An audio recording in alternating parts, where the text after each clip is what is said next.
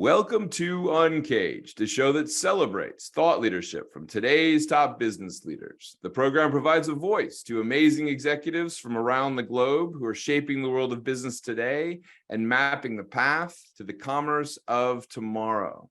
Today, we're speaking with Scott Jackson. Hey, Scott, how are you? Doing well, man. I'm excited to talk to you, Scott. This is a really interesting area that you're playing in. Scott is a known philanthropic leader, and he is the president and CEO of Global Impact, which is a non-governmental organization, otherwise known by the acronym NGO. He's a veteran of that space with more than 20 years of experience. And we'll talk more about all of the things that Global Impact is actually working on in a second. But before we get there, Scott, let's go through a little bit about your story and your career and how you've ended up at Global Impact. Well, thank you, Ben. I had the opportunity to write a book about my story, and the title is called Take Me With You. And it came from essentially the fact that my mom was a abused spouse. And every day when she would try to escape that situation, I would say, take me with you. And she did, and then married a Black Baptist minister before it was legal in the state of Kansas. And all heck broke loose. And we actually, to avoid losing a custody battle, moved to first Vancouver, British Columbia, and then made our way down to the state of Washington. They finally found us through the school system, took me back to Kansas, held my mother for contempt of court. I then ran away again with a knit green hat with $20 bills in it and a Bible with phone numbers across the country, and made my way back to the state of Washington, where my mom and Jefferson had actually taken the case to the Supreme Court of the state and overturned it on the grounds of race. But unless I was in that state, there was no opportunity for an appeals trial. So all of Sequim, Washington turned out for that trial, and I was able to live with my mom and Jefferson. And many years later, I was on the border of Gulu, Uganda, where a terrible, terrible civil war went on for 20 years. And the children, called the Invisible Children, would gather in the streets every night to escape the Lord's Liberation Army. And that night, I got a tug on the side of my jacket. I reached down, and a little girl grabbed my hand, said, "My name is Rose, take me with you." And so that whole notion really, Bant, of knowing that children all over the world are making a decision about how they realize their potential, how they become a positive citizen, or do they choose the anger?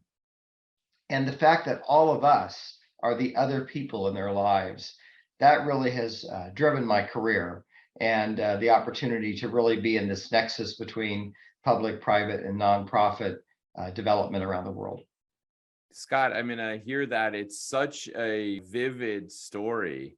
I'm waiting for the movie to come out, or the Netflix version of that, but it's an incredible story, and I can see how it certainly moved you into the world of what Global Impact is doing. So tell us a little bit about what you're working on there.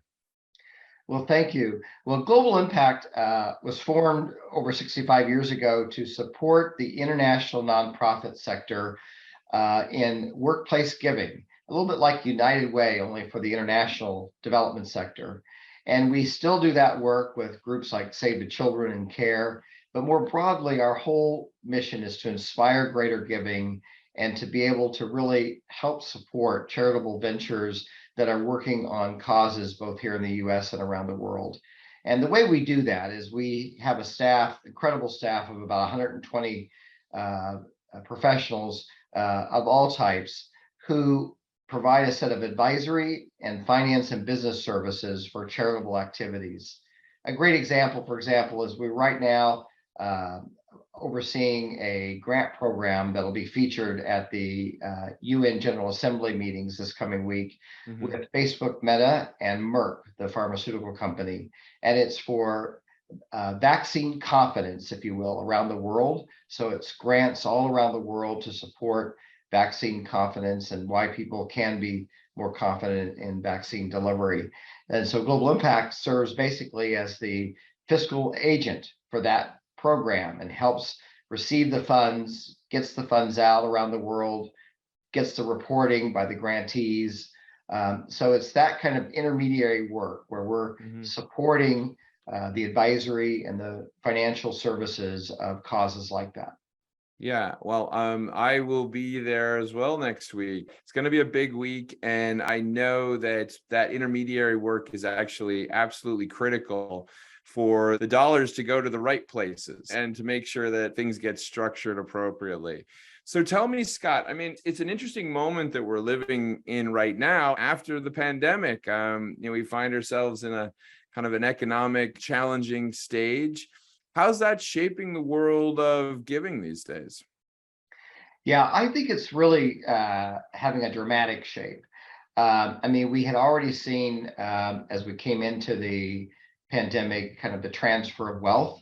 But in the pandemic, we saw really a sense of giving in the moment and giving to causes that were both immediate, disaster driven, but also had longer term kind of resiliency to them, whether it was the war in Ukraine or whether it was COVID or it was a race and social justice.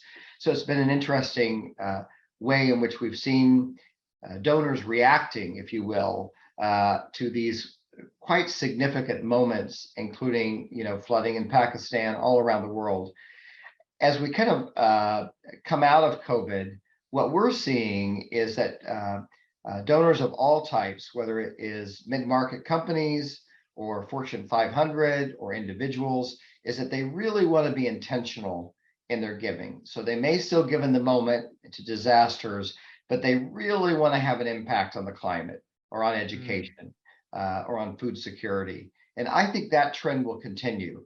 I think that we'll see philanthropists of all sizes really say, how do I make this impact? Can I do it with other donors? Can I do it by myself? But what is the results that I can have? How do they track that? I mean, is there a lot more work being done in terms of kind of tracking the actions so that they know exactly what dollar did what? Well, I think we're finding we're kind of going full cycle, because the last 10 years you saw individual foundations and donors really want metrics, theory of change, logic frameworks, lots of detailed reporting by nonprofit organizations. And that didn't necessarily get them the results they were looking for. And I think as we look ahead, what you'll see is donors working together, donors matching dollars from the public sector, and they're going to really be looking at much higher level metrics, like what impact are we really having on the climate in very high level degrees of whether it's carbon reduction or whether it is changes in social behavior. So I think you'll see them actually going up a level where they give the nonprofits a little more room to actually have an impact rather than just report on activities. So it's kind of coming full circle, not completely unrestricted, but I think, hey, just show us how you're making this impact in the community, Right. Which I think is a positive thing. Yeah, no, it sounds like it. I agree. I'm kind of wrestling with some of those global climate issues because whilst I think we all would love to have some of them resolved immediately, sometimes the horizon to fix problems is a little bit longer than maybe you think, right? Or we all think. Yeah. And it is important to figure out a way to tell those stories, right? To make people understand, listen, this is what we're going to be able to do in the immediate term and going forward. Absolutely. And how to do it together. We have a new project I'm really excited about called Co-Develop, and they have a website. But essentially during the pandemic, countries, including the US, realized to even get payments to people that needed them was very difficult because of the digital infrastructure that wasn't available. And so we've now seen kind of a worldwide effort in which Co-Develop will work with countries that work with the public, private, and philanthropic sectors to essentially help develop the digital infrastructure, kind of like the internet infrastructure, only the digital infrastructure for banking and finance, and the whole world can benefit from this, right? So that Oh uh, yeah. all kinds of organizations and individuals, you know, I mean, almost half the world has no identification. There's no social security number, there's no driver's license. So the ability to have a digital identification means everything in terms of banking and economic development. So I think we'll solve the problems differently as we Mhm. look ahead, right? And Yeah. you just can't do it unless you do it together. I like this thought that we can kind of come together and you can have these technologies. I certainly know exactly what you're referring to and the need for the kind of a almost a digital giving verification structure, which is, I love that. I've seen that be a real challenge. And it's interesting because it sounds like that was flagged a bit during the pandemic as a real acute issue. Were there other things that have really popped during that period that you've said, oh, wow, these were major challenges that we face? And how has the pandemic really shifted the way perhaps you operate as an organization? Yeah, I think. Uh, well, I think that one of the things that was a huge shift was all of a sudden, no matter what sector you were in, it was no longer enough to think about your cause or your product and your market. You now had to think about your own staff and Mm, what was impacting your own team. Were they able to come to work? Were they sick? Were there deaths in the family? And I think that dynamic of really being mindful of the teams that you work with in your own organization and how they're able to maneuver, if you will, and to meet their objectives. That's not going to go away. It's going to be worldwide. Every company, every nonprofit is going to have to pay attention to their own community. But I think over time that will have a real impact on the work they do, in the world. So mhm. I think that notion of being a whole human and of meeting each other literally in our living rooms or our apartments or our one rooms anywhere in the world, uh, that's going to have, I think, a positive impact on people sharing their story and sharing their work. Yeah, I completely agree. And I know that I was talking about that idea of the whole human the last night. I was at a table where a lot of people were talking about the pains of working on Zoom calls, et cetera. And I said, well, actually, in some ways, I feel like we've learned more about people and we've actually learned how to work with people in maybe a much more human way. So it is certainly going to be a balancing act. Well, Scott, I mean, you guys have a lot on your plate, and it sounds like you're working on a ton of different initiatives. In the back half of 2022, going into 2023, what's on the docket? Yeah, we're quite keenly aware of the famine and food security issues around the world. So a number of our charity partners, Action Against Hunger, and many others are really trying to combat going backwards, if you will, in terms of food security. I think that the unrest around the world, certainly with leading headlines in Ukraine, have an impact on food security and on other issues. So we're certainly working on that. And we have a Ukraine fund that especially corporations have been involved with.